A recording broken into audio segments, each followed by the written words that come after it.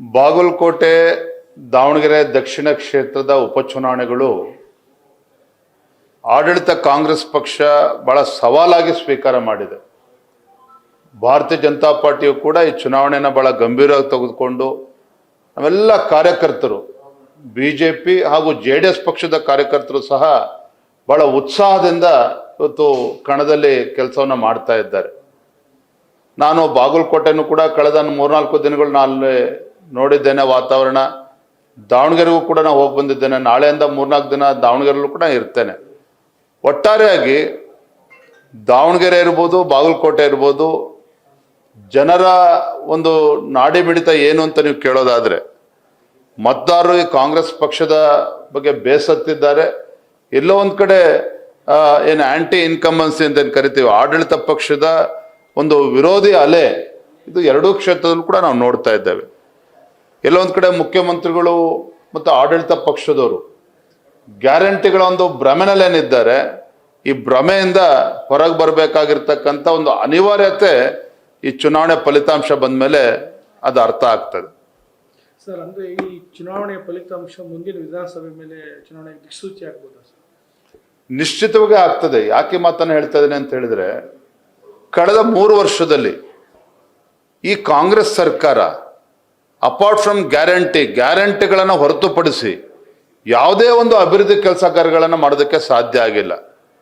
ಇವತ್ತು ಶಿಕ್ಷಣ ಕ್ಷೇತ್ರ, ಆರೋಗ್ಯ ಕ್ಷೇತ್ರ ಮತ್ತು ರಾಜ್ಯದಲ್ಲಿರ್ತಕ್ಕಂಥ ಮೂಲಭೂತ ಸೌಕರ್ಯಗಳ ಬಗ್ಗೆ ಯಾವುದೇ ಒಂದು ಹೊಸ ಯೋಜನೆಯನ್ನು ಕೂಡ ಇಲ್ಲಿವರೆಗೂ ರಾಜ್ಯ ಸರ್ಕಾರ ಘೋಷಣೆ ಮಾಡೋದಕ್ಕೆ ಸಾಧ್ಯ ಆಗಿಲ್ಲ. ಶಿಕ್ಷಣ ಇಲಾಖೆ ಇವತ್ತು ಹದಗೆಟ್ಟು ಹೋಗಿರುವಂಥದ್ದು. ಇವತ್ತು ಆರೋಗ್ಯ ಇಲಾಖೆ ವೈದ್ಯರಿಲ್ದೇನೆ, ಇಲ್ದೇನೆ ಇವತ್ತು ಬಡವರು ಇವತ್ತು ಇಡೀ ಶಾಪವನ್ನು ಇವತ್ತು ಕಾಂಗ್ರೆಸ್ ಸರ್ಕಾರಕ್ಕೆ ಹಾಕ್ತಾ ಇರುವಂಥದ್ದು.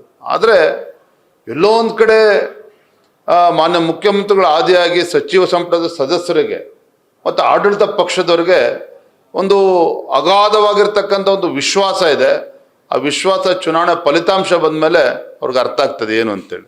ಅಲ್ಪಸಂಖ್ಯಾತರು ದಾವಣಗೆರೆಯಲ್ಲೆಲ್ಲ ತಿರುಗಿ ಬಿದ್ದಿರೋದು ಅಂದ್ರೆ ಕಾಂಗ್ರೆಸ್ಸಿಗೆ ಅವರಿಗೆ ಸರಿಯಾದ ಸ್ಥಾನಮಾನ ಸಿಕ್ಕಿಲ್ಲ ಅನ್ನೋ ಒಂದು ಆರೋಪ ಕೇಳಿ ಬರ್ತದೆ. ಹಾಗಾಗಿ ಅವರು ನೋಟ ಹಾಕುವಂತ ಪ್ಲಾನ್ಗಳನ್ನ ಮಾಡ್ತಾರೆ. ಅಲ್ಪಸಂಖ್ಯಾತರು ರಾಜ್ಯದಲ್ಲಿ ಈಗಾದರೂ ಕೂಡ ವಾಸ್ತವಿಕ ಸತ್ಯ ಏನು ಅಂತೇಳಿ ಅರ್ಥ ಮಾಡ್ಕೋಬೇಕಾಗ್ತದೆ. ಕಾಂಗ್ರೆಸ್ ಸರ್ಕಾರ ಅಲ್ಪಸಂಖ್ಯಾತರನ್ನ ಮತ ಬ್ಯಾಂಕ್ ಆಗಿ ಅವ್ರನ್ನ ದುರ್ಬಳಕೆ ಮಾಡ್ಕೊಳ್ತಾ ಇದೆಯೇ ವಿನಃ ಅವ್ರಿಗೆ ಯಾವುದೇ ರೀತಿ ಅನುಕೂಲ ಈ ಕಾಂಗ್ರೆಸ್ ಸರ್ಕಾರದಿಂದ ಆಗ್ತಾ ಇಲ್ಲ. ದಾವಣಗೆರೆನಲ್ಲೂ ಸಹ ಸಾಕಷ್ಟು ಒತ್ತಡವನ್ನು ಹೇರುವಂಥ ಪ್ರಯತ್ನ ಮಾಡಿದ್ರು ಸಹ ಮತ್ತು ಕೂಡ ಕಾಂಗ್ರೆಸ್ ಯಾರಿಗೆ ಟಿಕೆಟ್ ಕೊಟ್ಟಿದೆ ಅನ್ನೋದು ನಿಮ್ಗೆಲ್ಲರೂ ಕೂಡ ಗೊತ್ತಿರುವಂಥ ವಿಚಾರ. ದಾವಣಗೆರೆನಲ್ಲಿ ನೀವು ಅಲ್ಲಿ ಹೋಗಿ ನೋಡಿದ್ರೆ ಅರ್ಥ ಆಗ್ತದೆ. ಕಾಂಗ್ರೆಸ್ ಪಕ್ಷದಲ್ಲೂ ಕೂಡ ಇವತ್ತು ಉತ್ಸಾಹ ಇಲ್ಲ. ಅಲ್ಲಿ ಬಾಗಲಕೋಟೆಲ್ಲೂ ಕೂಡ ಕಾಂಗ್ರೆಸ್ ಪಕ್ಷದ ಕಾರ್ಯಕರ್ತರಲ್ಲಿ ನಾವು ಉತ್ಸಾಹವನ್ನ ಯಾರು ಕೂಡ ನೋಡೋಕೆ ಸಾಧ್ಯ ಆಗ್ತಾ ಇಲ್ಲ. ಅಂದ್ರೆ ಮತ್ತೊಂದು ಕಡೆ ಬಿಜೆಪಿ ಕಾರ್ಯಕರ್ತರು ಇವತ್ತು ರಣೋತ್ಸಾಹದಲ್ಲಿ ಇವತ್ತು ಕೆಲಸ ಮಾಡ್ತಾ ಇರುವಂಥದ್ದು. ಇವೆಲ್ಲದರ ಪರಿಣಾಮ ಮತದಾರರು ಕಾಂಗ್ರೆಸ್ ಸರ್ಕಾರದ ವಿರುದ್ಧ ಬೇಸತ್ತಿದ್ದಾರೆ.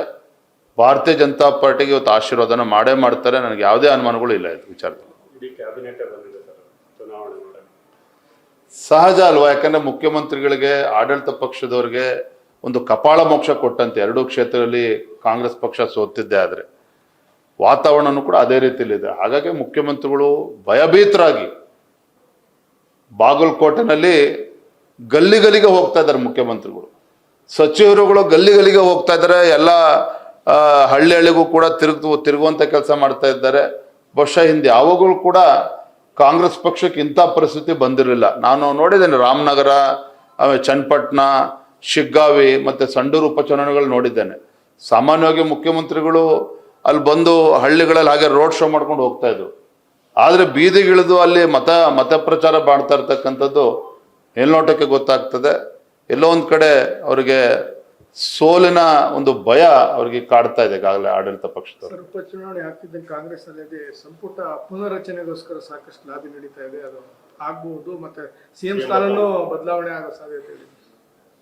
ಎರಡೂ ಕ್ಷೇತ್ರಗಳಲ್ಲಿ ಬಿಜೆಪಿ ಗೆದ್ದ ನಂತರ ಯಾವ ರೀತಿ ರಾಜ್ಯದ ರಾಜಕಾರಣದಲ್ಲಿ ಅಲ್ಲೋಲ ಕಲ್ಲೋಲ ಆಗ್ತದೆ ತಾವೇ ನೋಡ್ತೀರಿ. ಕಾಂಗ್ರೆಸ್ ಪಕ್ಷದಲ್ಲಂತೂ ಕಳೆದ ಹಲವಾರು ತಿಂಗಳುಗಳಿಂದ ಒಂದು ರೀತಿ ವಾತಾವರಣ ಬೂದಿ ಮುಚ್ಚಿದ ಕೆಂಡದಂತಿದೆ. ಹಾಗಾಗಿ ಈ ಉಪಚುನಾವಣೆ ಫಲಿತಾಂಶದ ನಂತರ ಖಂಡಿತ ಅವೆಲ್ಲವೂ ಕೂಡ ಆಸ್ಫೋಟ ಆಗ್ತದೆ, ಅದರಲ್ಲಿ ಯಾವುದೇ ಅನುಮಾನಗಳು ಇಲ್ಲ. ಸರ್ ಅಮಿತ್ ಶಾ ಬರ್ತಾರೆ. ನ್ಯೂಸ್ ಫಸ್ಟ್ ನಿರ್ಭೀತಿಯಿಂದ ನಿಮ್ಮ ಪರವಾಗಿ.